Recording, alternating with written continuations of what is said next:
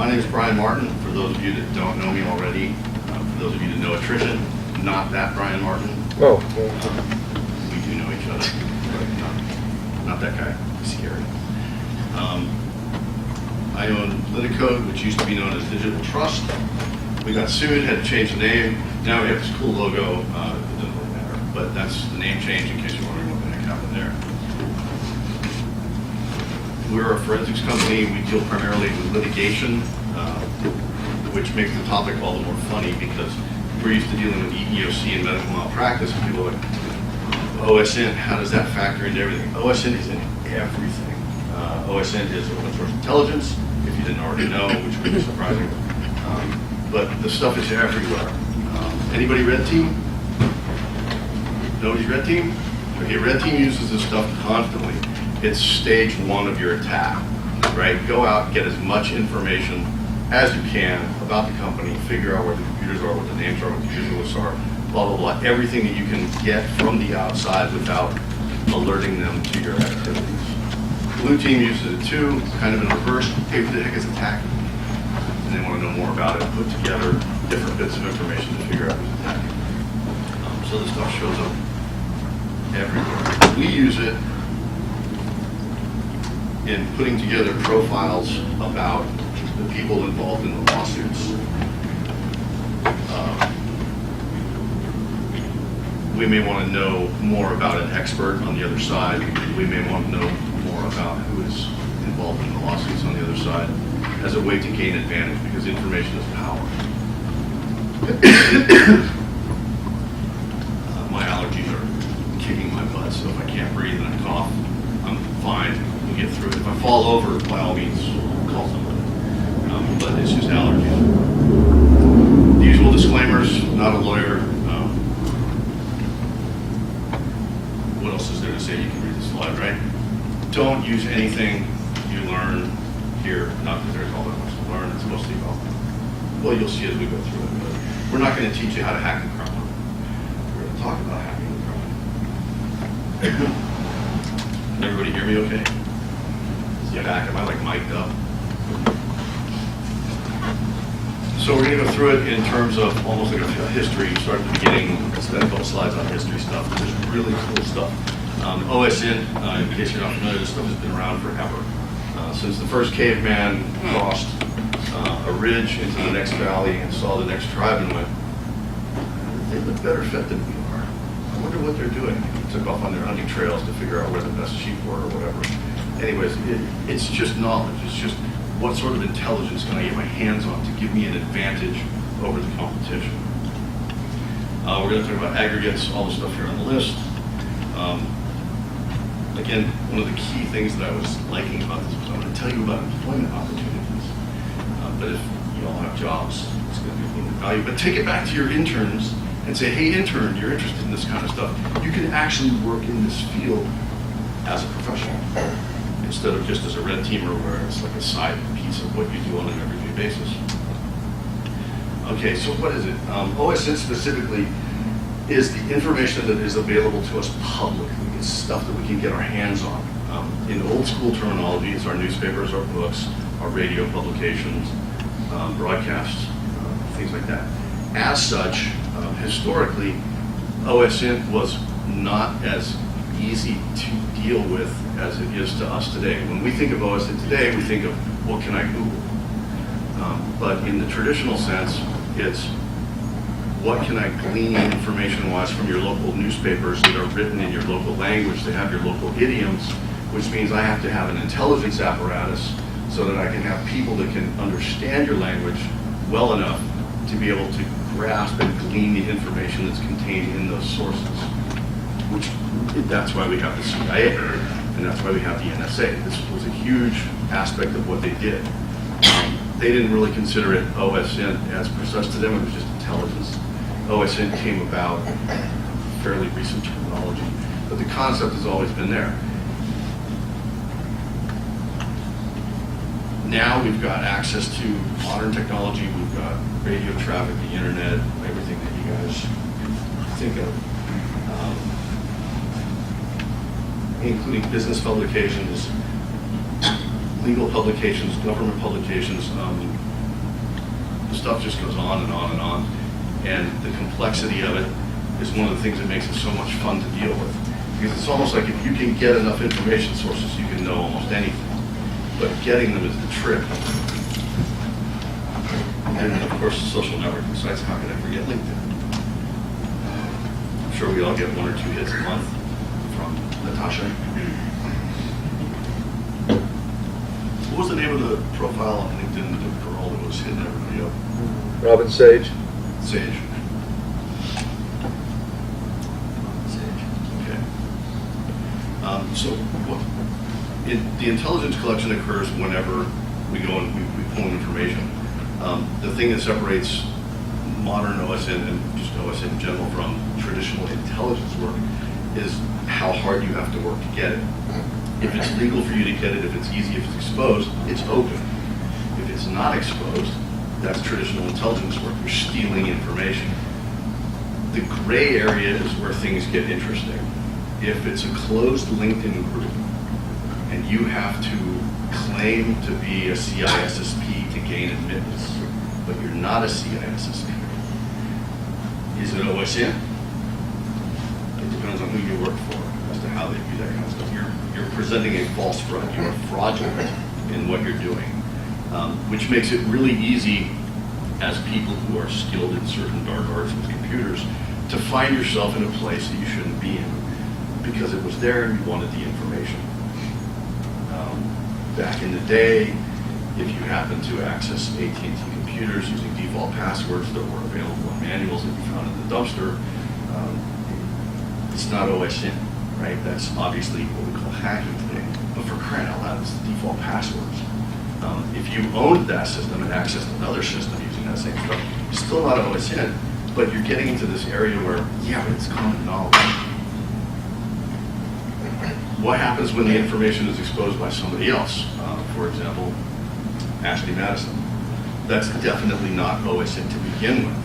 But once that database is out there and available, you're still using criminal goods. They're still obtained through criminal act. So it's still not clearly OSINT, but the stuff is out there for you to make use of, whether it's legal or not. I'm talking to lawyers, lawyer. But the stuff is out there now. It's like saying I'm not going to include a password list in my dictionary file because it was obtained illegally and stuck on pasted in. The information's out there for you to use. Whether or not you use it depends on who you are and what you're doing, but there are things that are OSINT and there are things that are not. And you need to understand the difference before you start making use of them in the public eye because it can land you in a lot of hot water. Okay, enough of overwhelming. One of my favorites, tools to use for this is FOCA. Anybody else like FOCA? Really? No FOCA users. This stuff is bomb. It still works. You point FOCA at a website and it just digs documents out. And then it grabs those documents that they were kind enough to put on the internet for you and it pulls out the metadata. So you can point it at an organization and get a list of user IDs, get a list of network resources. If you haven't played with FOCA, play with FOCA. It's a lot of fun.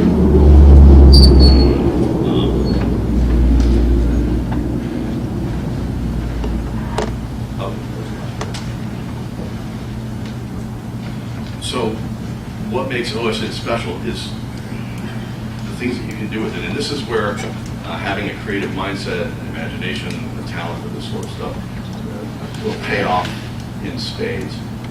Using this information for gain is very easy.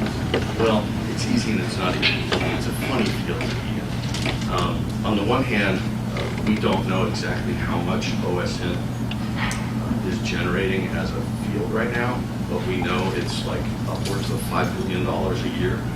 Who's our biggest user of this stuff? Anybody? There are little towns south of here, big roads and white buildings. Right? Half the intelligence community specializes in OSINT. And companies come and companies go. But this is a fantastic field to be in terms of opportunity. You take the stuff that you dig out of the internet, like Professor Bob here, and you put the stuff together, and now you're in possession of a piece of information that's not plainly available. Professor Bob is now going to work at the Savannah Research Facility. If I'm into the intelligence community proper, that's a potential asset for me to take. If I'm at the Savannah facility or work for the feds, that's an asset I need to be watching. But he is a piece of information to be traded by various interested parties.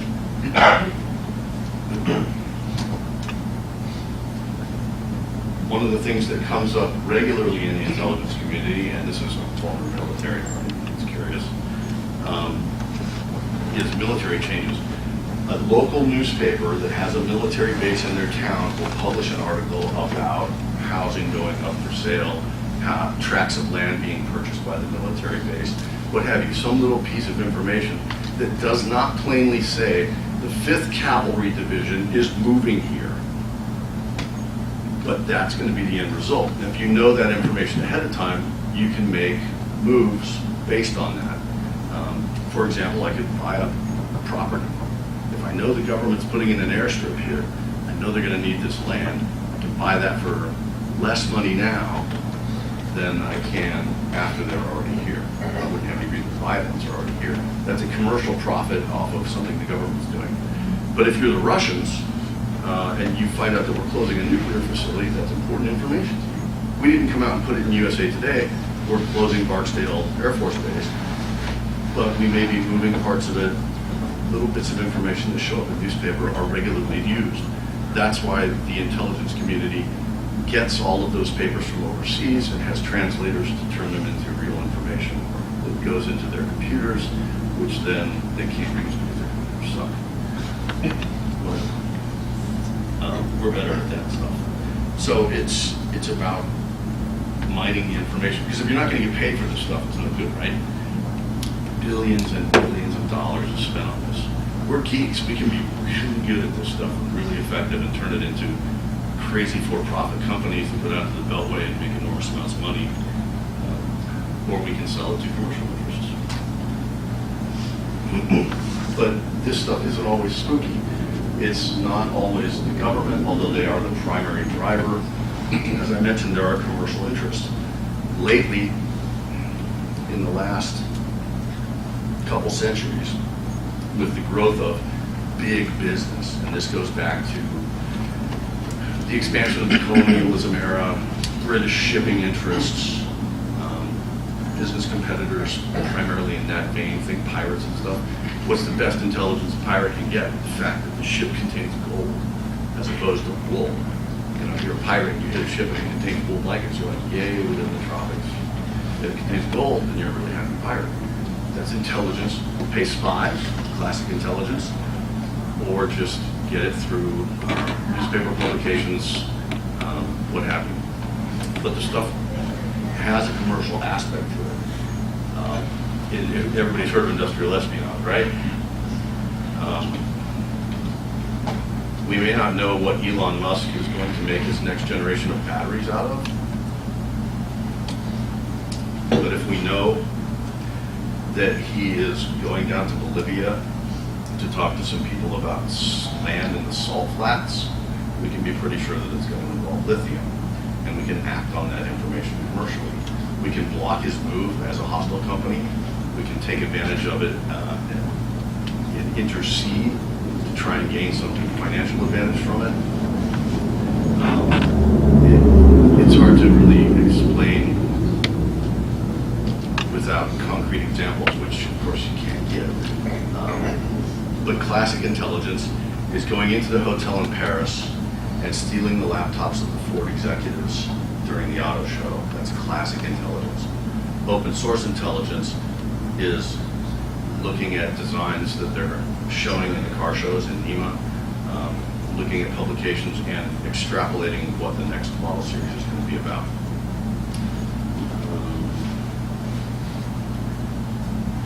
There's actually stuff in the Sun Tzu, The Art of War, about using spies and intelligence. So it goes back as far as we can think. The last 20 years, though, we'll get to that in the next slide. You can use it for personal stuff, checking on the backgrounds of the person you're dating. Yes? About 20 years ago, or maybe a little less. I used to hear the term data mining all the time. How does OSINT differ from data mining? Has the name just changed, or is it? They're similar functions. OSINT uses open intelligence. Like you wouldn't data mine newspapers. You would data mine a Google database of newspapers. Data mining is the technical process of dealing with the databases, but OSINT is where are these databases, what do they contain, are they actual newspapers, databases? It's the intelligence aspect of it, which includes data mining, but isn't necessarily data mining. For example, let's talk about aggregates yet.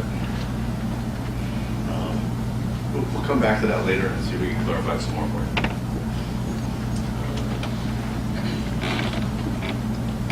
And of course, government and business are always tied. Good old Halliburton is a good example there. Intelligence gathering collection was mostly static. I mean, since the printing press up until the 60s, there hadn't really been any improvements in the process. You sent spies to get newspapers, to do translations, to put stuff together, to steal data, or to steal design plans, what have you, traditional intelligence. And then we got computers, then we got the printing press.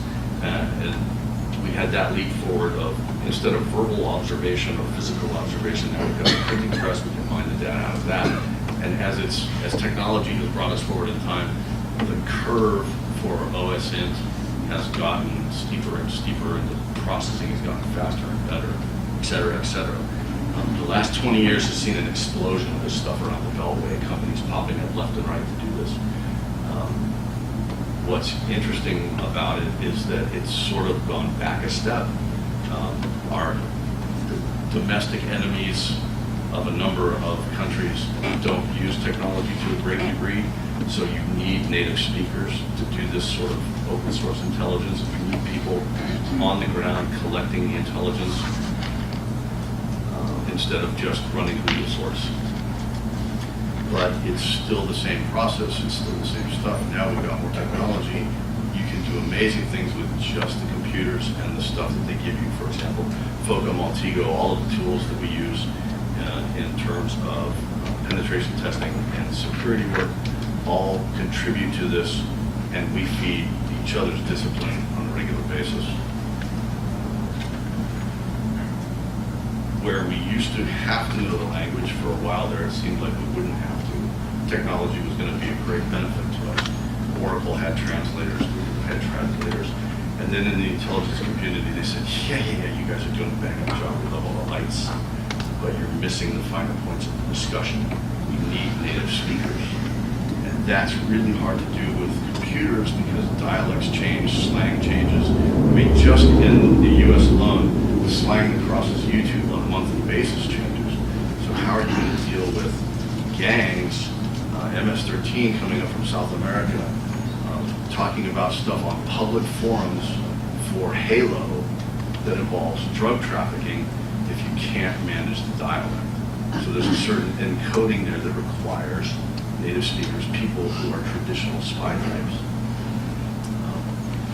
But there's still room for this stuff. For starters, if it's in a chat room and you can collect it and then give it to that person, they don't necessarily have to participate directly.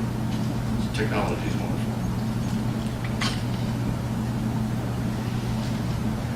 One of the downsides of the physical process, of course, that makes OSINT, and in particular the electronic, so desirable, is that physical assets are expensive. They also have a shelf life. They also have a lifespan.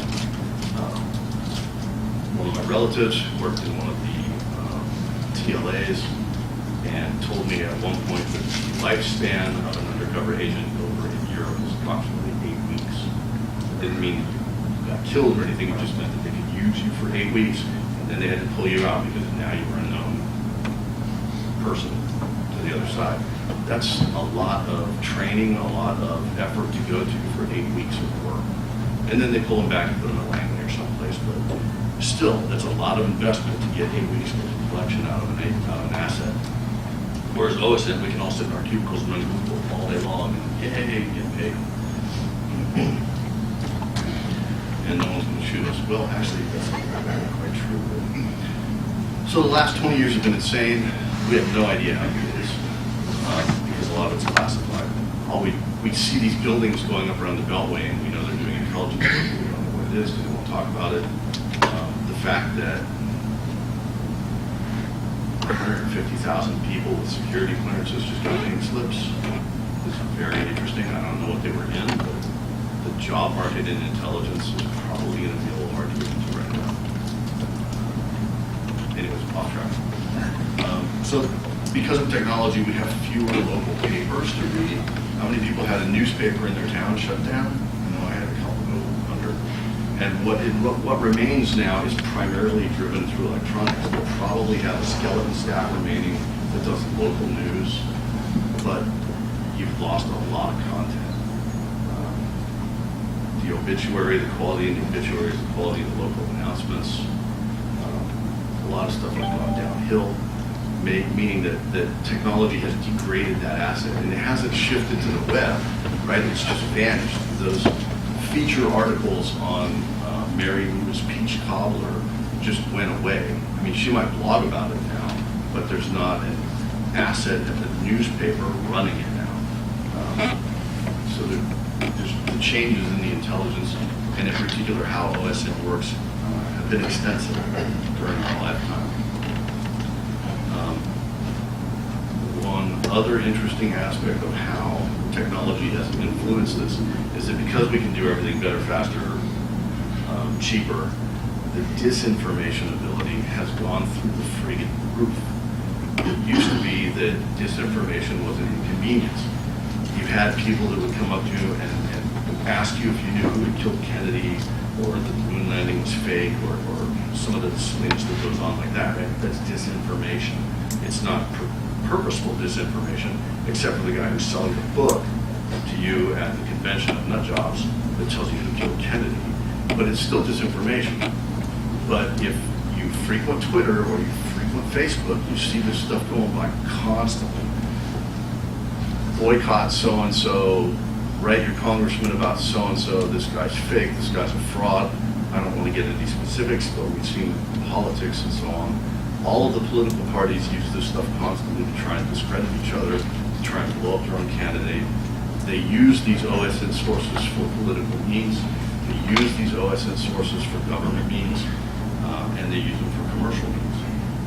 If I happen to be an electric car manufacturer discrediting another manufacturer by talking about how their cars keep blowing up or accelerating, that would be of interest to me because it would increase my market share.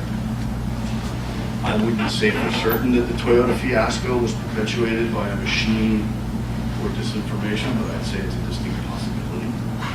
If the way we phrase this when we're doing red team stuff is, you're paying me $100,000 or $50,000 to red team your company.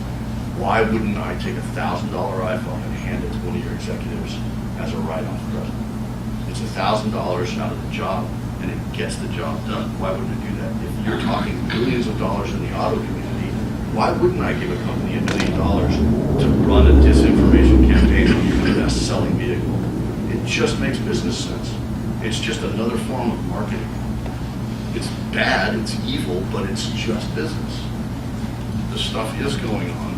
We know industrial espionage is going on. That's a sort of different topic, but the stuff is out there and it's available, and it's gotten crazy, just like with the government. When you have a bunch of people in DC who no longer have a job, who are they going to sell to? The commercial world. I mean, there's already people who just focus on the commercial world. Why? Because you don't have to have a security clearance. Maybe you're evil by nature and you can't get a security clearance. You still want to work in intelligence to make money? This does it for you. Hopefully that wasn't too crazy. The classic on the internet, nobody knows your dog. Internet intelligence is wonderful stuff. Not much good. But of course, with the disinformation comes the problem of understanding what pieces of information you have that are fake. Everybody knows what a honeypot is, right? What's a honeypot? It's disinformation. It's an opportunity to learn about the enemy without exposing your key assets. The funny thing about information is that when you ask for information from a source, whether it's Google or a Russian native,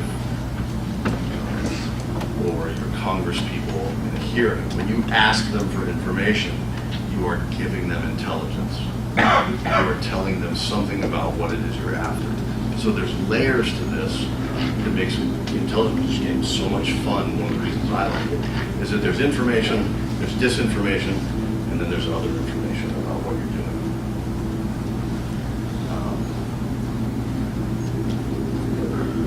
Information on the internet has problems just because there's so much of it out there. So people perpetuate stuff and it rolls over and it gets copied and pasted and stolen. And you can't Google a topic without getting back 75% garbage. Google's trying their best to make that kind of stuff go away, but it's out there. So there's limitations on how much you can use things like Google for your intelligence work. But you can do it manually. If you know where your targets are, you can use FOCA, you can use Multimedia, you can go out there and mine that stuff yourself. It's slower, it's more tedious until you write a tool to do it. So it's a Pentagon. Remember me when that happens, please. The difference between modern data mining and intelligence collections with all of this technology is the leverage. Before I had to have an asset, it was a very slow process. Now I can use essentially the mechanical Turk, right? I can turn loose 100 red teamers who have no idea what it is I'm asking them to do to collect little bits of information and pull together a piece of open source intelligence for me without exposing the asset. We don't even want to get into the layers about who's doing what to whom and how it all ties together, but if you're not careful when you do that, like say I just gave the information out to a single person, that person can now sell the fact, they can tell that information to somebody else because information about information. It's crazy. The intelligence is fun. I love it. But you can do more with technology faster. For example, when we were doing some research for this topic in another place, we were using FOCA, we were using, heck, we used Nessus for some of it. You can be one person sitting at a keyboard doing this work by hand, or you can write a script and do it all for you. Almost everything is scriptable, right? So if you can do it with a tool, you can do it 100 times with a tool, even better. So there's leveraging that goes on that makes it fun, which is why people write the tools. The fun aspect of it from the DC portion is it cost effective? If I use all of this technology to go get this little piece of information and it cost me $100,000, wouldn't it have been better to use an asset that I have in the field to break him off for a half a day to just go steal it for me? Which one's more cost effective? That's for the boys in DC to decide. From a commercial aspect of it, if I'm selling this to General Motors as something, it's just dollar figures. If it's cheaper for me to send you to Detroit to go get that information the old-fashioned way, that's what I'm going to go with because it's all about money in the commercial world. The concept of meta-intelligence brings us to the thing I was hinting at before, where when you ask a question, you have conveyed information.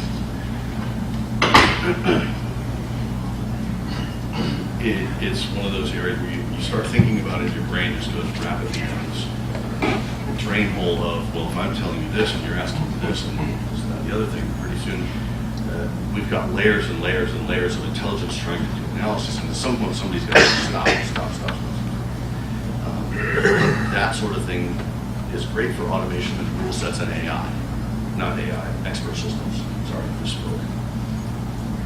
You can, for example, build a data center in Utah and essentially copy the internet, and then you can run whatever the hell query you want. Nobody can be the wiser unless they've got an actual spy in your organization. This was actually a problem for a while. We had intelligence assets that were using Google, and they were using AOL, and they were using places like that to do data mining, and it was showing up. Because what happens when you start typing a search on Google? How do I find Halle Berry photos? How do I find Pentagon photos? And it auto-populates the search based on what other people are asking.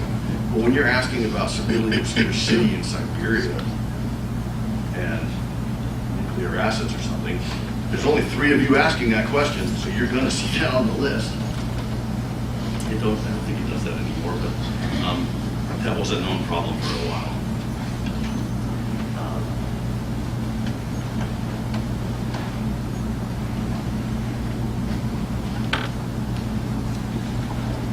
I assume everyone's reading the slides, so that's why I put text on them, but I don't want to read the slides, it's a bad habit. So some interesting sources for this stuff, in case you haven't played in this field at all. The opensource.gov. This is a government website devoted to open source information that you can get access to. It's almost like the publications from the Library of Congress that circulate. If you get those, if you qualify, and now it's a lot harder to gain access, they actually want you to be affiliated with the government somehow, or the British government or any of our allies. But it's not too terribly hard. For example, if you work at an intelligence sort of company or forensics company, you generally can get access. If you're in InfraGard, I don't know if it depends on what mood you're in that day, but that's the government's portal to open source intelligence. It does not work as well as it used to. They've dumbed it down. Everything goes into the secret thing now. The government has a nasty habit of collecting OSINT and producing something that is entirely illicit, for example, the Hawaii report.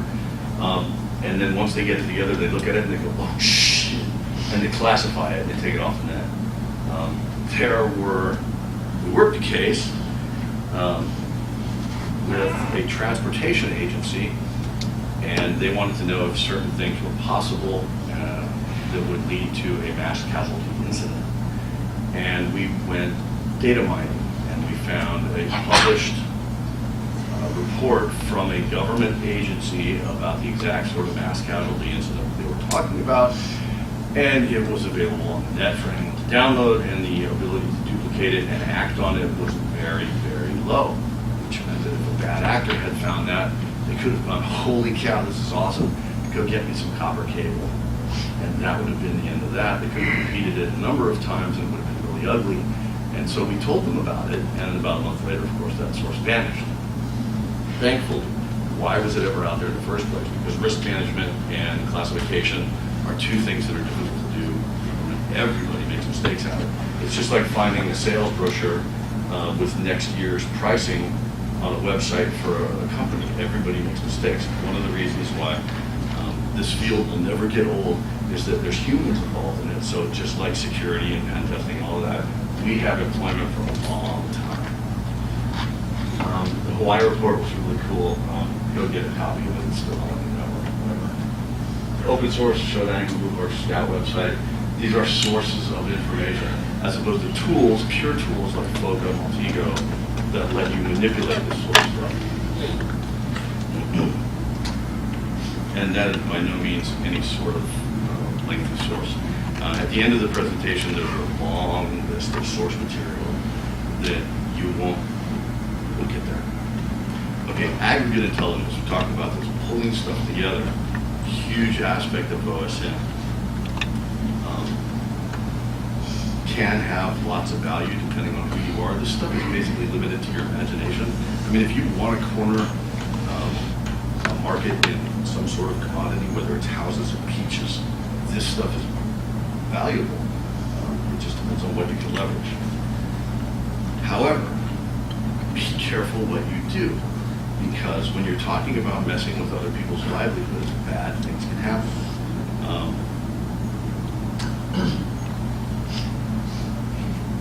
We have found stuff in our efforts that we have quickly deleted. And it's, tell me about this, explain this stuff, tell me about this. One of the things that we thought of a long time ago, about 6 years ago, was we went through a briefing with the feds, and they told us how human trafficking happens and what they see in terms of the physical world when human trafficking comes to town. When they move in, when they move on, what happens. Things like they go to Costco and they buy paper towels by the pallet, that they buy certain brands of condoms by the pallet, by the case. Things which, if you have access to data mining technology, make it very, very easy to figure out where the human traffickers are, where the human traffickers are about to go into business, and where they've been. That's, to me, as a human being on the planet, that's awesome information. We need to go close those people down.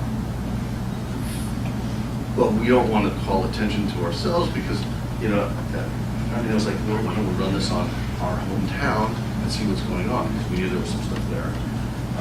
But you don't want Vlad showing up on your doorstep with a shotgun to remind you that he doesn't want to be exposed.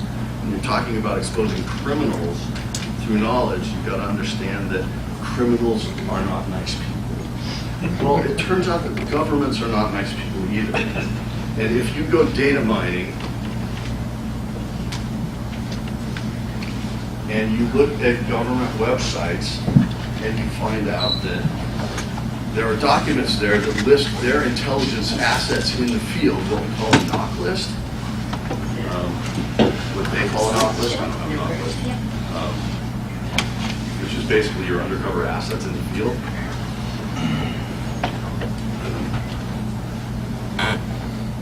But it's not in the form of a single document, which would be what was in the James Bond movie a decade, 15 years ago. I forget, but anyways, knock list. What was that? Mission Impossible. Mission Impossible.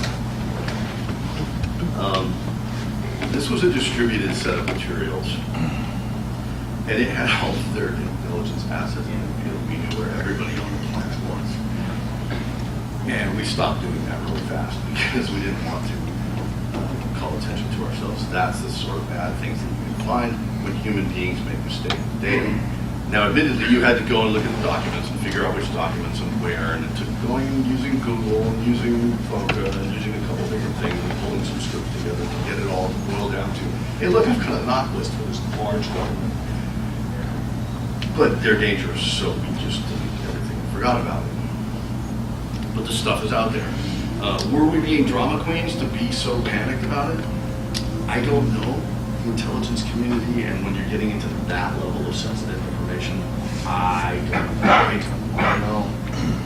Just be careful if you get a bug in your hat to go digging in government sites that you're messing with the government, and they do things. So one of the things in the field that isn't really talked about is the fact that the people who pickpocket are not really fond of the people at Google. And the people at Google think that the people that pickpocket are a waste of time, but in reality there's not that much bias. But it shows up, ironically, more often at the management level than it does at the agent level. Because we all like to make fun of each other, red versus blue, geeks versus spies. But in management, they're talking about budget dollars and proof and what makes me look good to management. And they have a tendency to minimize open source intelligence because it's not as useful. Bias.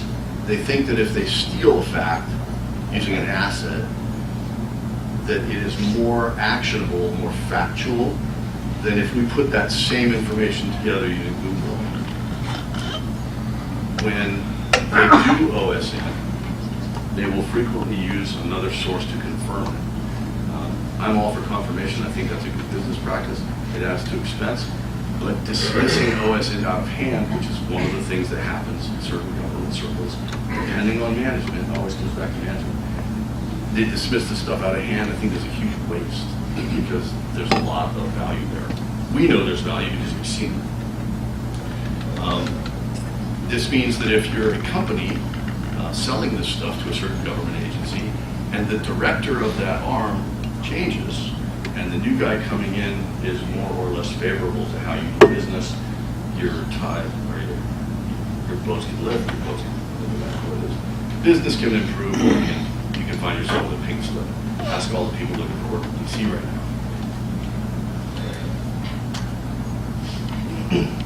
But studies have shown that there's a lot of effectiveness here. So one of the things that is a strange question in the community is, well, if we know it's effective, why aren't we using this stuff all the time? I don't know. That's, yeah. You thought we were going to get through this whole presentation without pictures, didn't you? No way. Of course, as I mentioned, because of the level of disinformation, the quantity of players on the internet, there's a huge signal-to-noise ratio, which means opportunity. If you can write an algorithm that will dig through Twitter and pull out the crud, or use Maltego to figure out which people are running which accounts so that you can shut them off and narrow down your information sources, you're refining your information set, you're providing value, you can make a lot of money.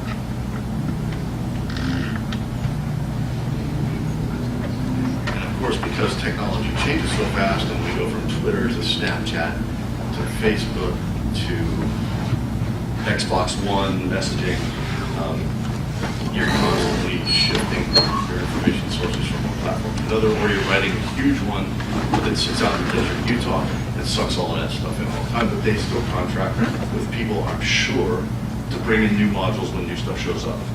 I mean, wouldn't you want to be the guy that goes to the CIA and says, hey, you know that new social networking thing that's over on Peru that everyone started using? I've got a plugin for your machine. Here you go. That'll be $1 million, please.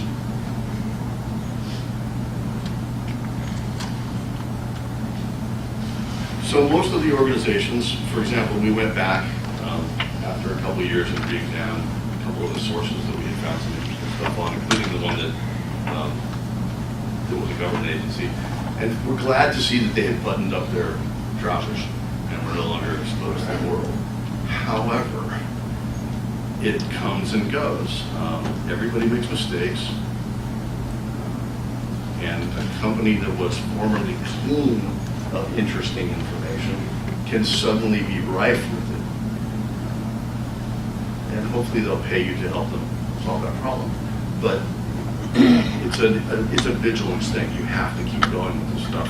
Just like security, you can't put a firewall in place and go, oh, we're secure.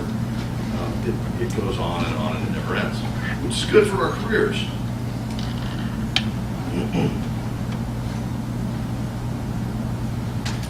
So for those of you looking to get into the community, here is the splatdot business plan. It's really, really easy. Design a tool, sell the tool, bank the money, go back and do it again. So you can retire in a career, you can retire. I mean, come on, when they're valuing things like Twitter and Facebook in billions and billions of dollars, there's money to be made in this stuff. Infinite possibilities. Some more people came in. Is anybody else a student here? Students? Any more of you? No? Okay.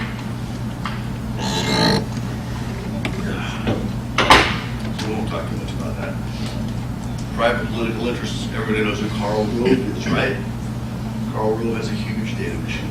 Well, it goes up and down in size, but the man knows how to play with it. I assume everybody else has the same interest now after the humiliation that he dealt out in that one election. Obama had a huge information machine. It went away with his election, and then it formed a private company. And probably doing the same thing for other people now. There was an article in Wired in the past month or two about that political machine and how they were moving into commercial interests to do this for people like General Motors.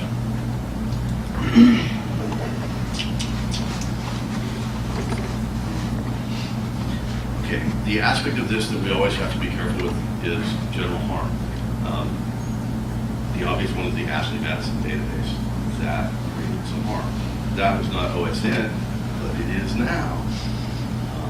When you find stuff and you expose it, thanks Snowden, people can lose their lives. If it's military grade stuff, people can really lose their lives. If it's not military grade stuff, people can still suffer. We don't want to cause suffering, well maybe some people do. But if you're doing this stuff, do it for money and give your money or give the findings to the company that is paying for you. If you're doing this for your own edification and you want to publish the results, think really carefully before you do. Think a lot about anonymizing it. If you don't know how to do that, get help. Don't just dump this stuff to paste bin, because you may find yourself on the receiving end of a lawsuit. And as people that deal with lawsuits as our daily job, you do not want that to happen. Lawsuits are terrible. Release findings with care, let sleeping dogs lie. The Snowden thing is one of the most obvious. I mean, stuff is still coming out from that. The international tension. What's the other kid that dumped all his data? Chelsea Manning, formerly known as Bradley Manning. I'm not going to say it was good or bad. I'm just going to say that's a lot of information to put on the open market and not be ready for what happens. Of course, the U.S. government doesn't do what they're doing, put them in a problem. Ignorance is not bliss. We see daily, on my feed at least, showdown notifications from Dan Teller about, hey, look what I found on Showdown today. That's a lot of fun. Weekly data exposures, they're constantly churning out stuff from secrets and leaks from the government side of things. There's great source code data. No, can't do that.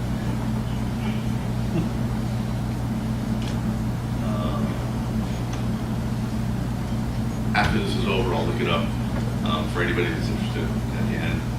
The source for some of the intelligence that we look at.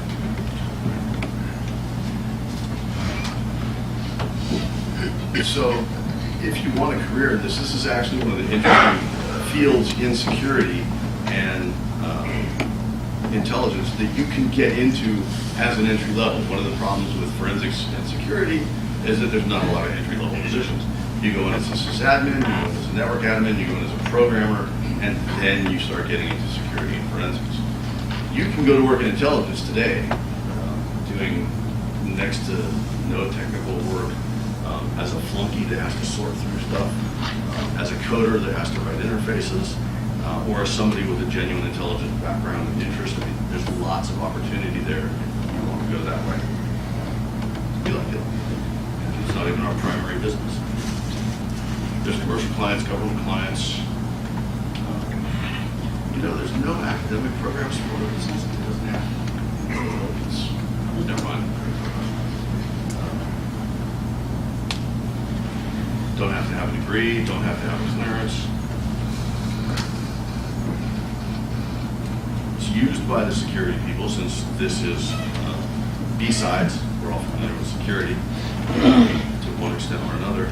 Red teams use it extensively, blue teams use it extensively. It's a way to get into those teams and companies doing something that is less demanding than some of the more advanced steps. You could provide this for a service for a number of companies. We outsource some of our intelligence collection to a number of people who are bored in the evening, and instead of playing Halo, they go do our FOCA runs or our Multigo runs, and they put together the aggregate data for us, give us a report that we then plug back into the machine to go do the rest of the security work. Okay, the rest of this is biblio that you can't read and doesn't matter until you get the slides. Those are all of the sources that were used for this presentation. Don't plagiarize, right?